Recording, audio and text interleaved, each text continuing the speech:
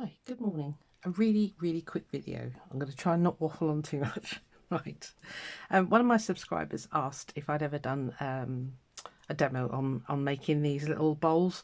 No, I haven't. I'm pretty sure I found the idea on Pinterest, and I'm going to talk you through it because they are incredibly easy. The first thing you need to do is find your pentagon, 5-sided shape. Okay. Now, I'm pretty sure I either Google searched pentagons for EPP or I went on Pinterest, one of the two. I can't remember. So for a little bowl this size, these are, when you're measuring a shape for English paper piecing, you just measure one side. So this is a 1 1/4 inch pentagon. Okay, so that's the size that I chose because it makes a nice little bowl this size, which is just handy for bits and bobs basically. So what you do is you download your template. As you can see, I've cut this one out, cut as accurately as you can. I just tried to make it that they had like an even black border. I don't even know where I got these from. I don't know. Yeah, anyway, they're all the same size. So anyway, so get your pentagons. You need 12. 1, 2, 3, 4, 5, 6, and then you need 6 to back them with. Okay, so you need 12 pentagons. When you come to stitch them together, do the inner ring first. Okay, just stitch the edges, just one edge all the way round. You'll have to leave the papers in. All right, do that, and then do the same with the outer bit. Okay, stitch those together here at the seams, just one seam like that. Okay, and then once you've got them both done, then stitch the two together just at the top edge. I've done blanket stitch around here with a perlé cotton, I think it is. I don't know, can't remember. Anyway, yep, so I stitched them together around the top, and then you have raw bottoms, unfortunately. So for the inner hexagon, okay, so the pentagons go onto a hexagon.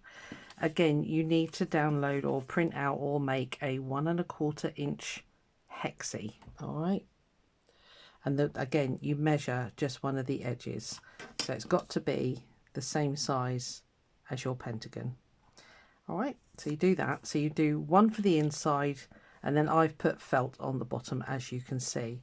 So when it comes to stitching the inside one, what I did was, once they were stitched together at the top, I took all the papers out, and they were just a ring basically. I haven't got one sort of started, and I don't need another bowl at the moment, so I'm not going to make another one. I've got some shapes ready, but yeah, I'm not I don't need to make another one at the moment. So once they're all stitched together at the top, I just turned it through that way and then stitched that hexie onto the bottom of both. I don't know if that's the right way. It's what I did. I don't know. So I then stitched that hexie to the bottom of those, so you were left with a bit of a ridge, which was fine because I knew I was going to put a bottom on it. So then when it came to the felt, I used felt because it obviously doesn't fray. You don't need to use felt. You can use, if you use another hexie, I would, I'm just trying to think. Yeah, you could just use a fabric hexagon, because it'll have a turned over edge anyway. You do you, whatever. And then I just, again, blanket stitched around there just to tidy up all the seams underneath. And then you end up with a little hexagon bowl. You know, they're quite handy.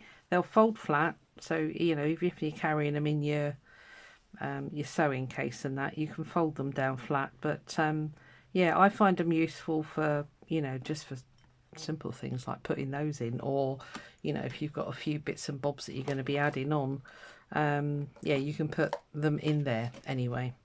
So I hope that all makes sense. If you need me to actually make one with you, I can do. But as I say, at the moment, I don't actually need one. I don't know why there's a pin in there as well. It doesn't need to be. Yeah, and I think that's about it really. As you can see, I have fussy cut the fabric to, you know, get images in. I've got one sort of like half made, but I've just gone through my, I thought I had one, all the bits made, but I haven't. I went with the hexes. Yeah, and I just do these, I just sit at night and just, you know, get a scrap of fabric and make some pentagons, and then when there's enough, when there's 12, I make them into a bowl. Simple as, really. So I hope that helps. Any questions, please ask. All right. Now the nice thing is that if you blow up the size of your pentagons and you blow up the size of your hexagon, you could make quite a big bowl if you wanted to.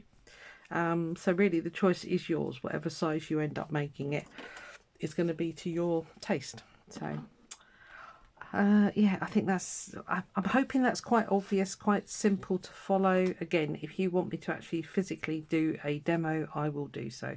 It is not a problem. But meantime, I'll just put those back in their little storage thing, and yeah, I will say I'll see you on the next one. This thing is strangely working. I know it's a hot mess, but it does work. So that's all that matters to me. Yeah, let me know if there's any questions.